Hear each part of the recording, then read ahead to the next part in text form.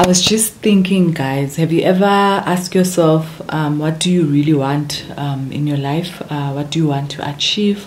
I know we want houses, we want cars, we want good jobs, we want our children to do well. But have you ever went solo, like as a person? Have you ever sat down and asked, what do you really want?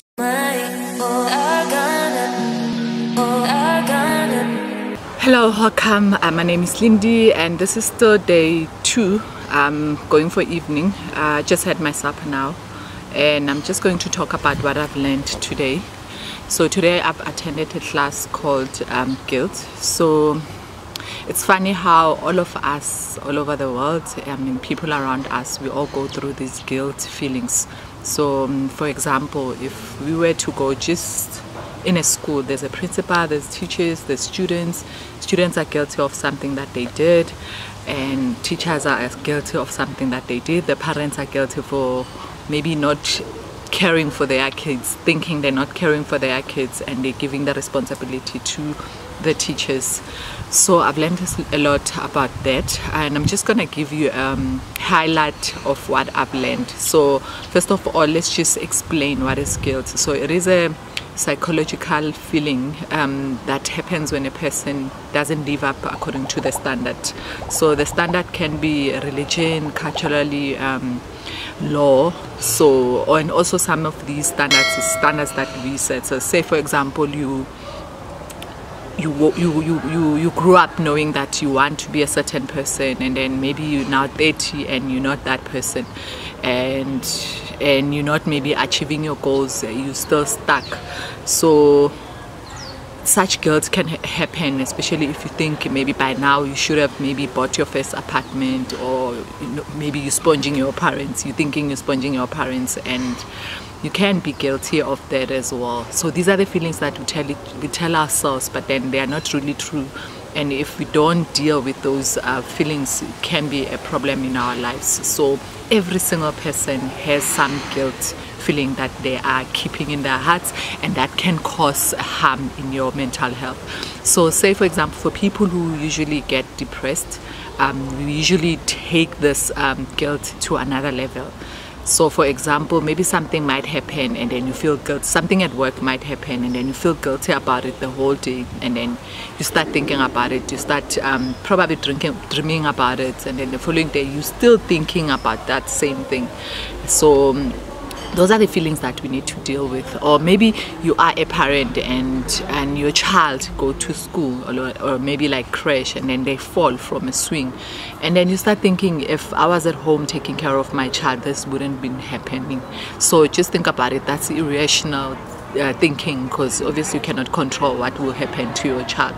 Or for example, I recently watched this YouTube video where people share their stories of what happened in their life, something that they went through, and this lady was sharing something about her child drowning, and something like this is easy to hold on to that guilt and not move on because of that. So there are 4 types of guilt. The first one is illness-induced guilt.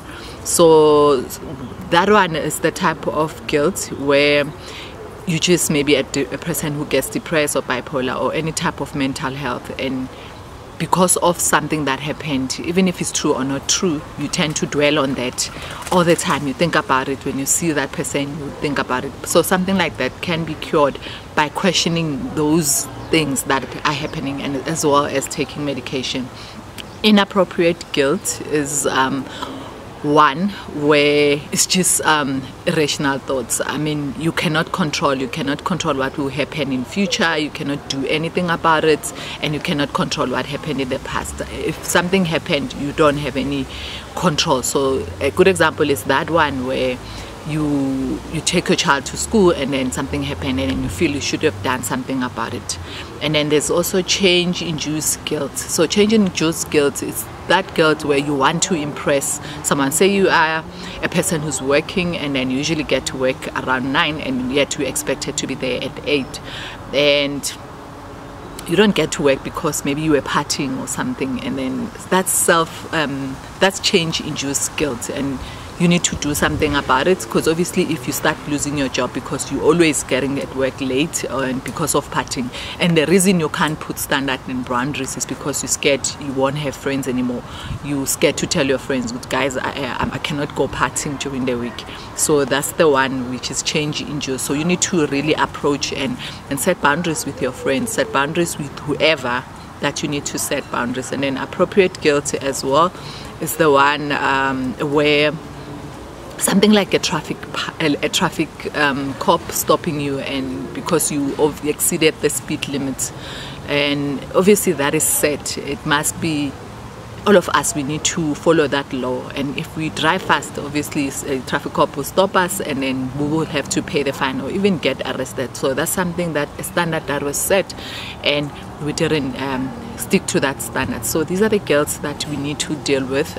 Some of these guilt is because of irrational decisions. So just question whatever you think, especially in culture. I mean, something like you cannot marry someone who's young, or maybe your child, if your child is gay or something, you know, all these cultural guilt that we have. So go question those guilt, and then even law, even standard and policies at work that are set for us to follow. Question those policies, and obviously sometimes you cannot do anything about it, but you do sign a contract to say you will follow those policies at work. So just think about it, how you're going to deal with that. But then let's not stay with guilt. We all make mistakes, we all human, and no one, I mean absolutely no one is without a sin. So we all are sinners and we will make mistakes. Just make sure that you talk about it and then you let it move on. Don't let that voice keep telling you, no, you didn't uphold to the standard. So yeah guys, that's what I've learned today, and I will record the last video to talk about my evening. But so yeah, I'm just going to go back to my room. I just thought I should do this outside. And yeah guys, peace out for now.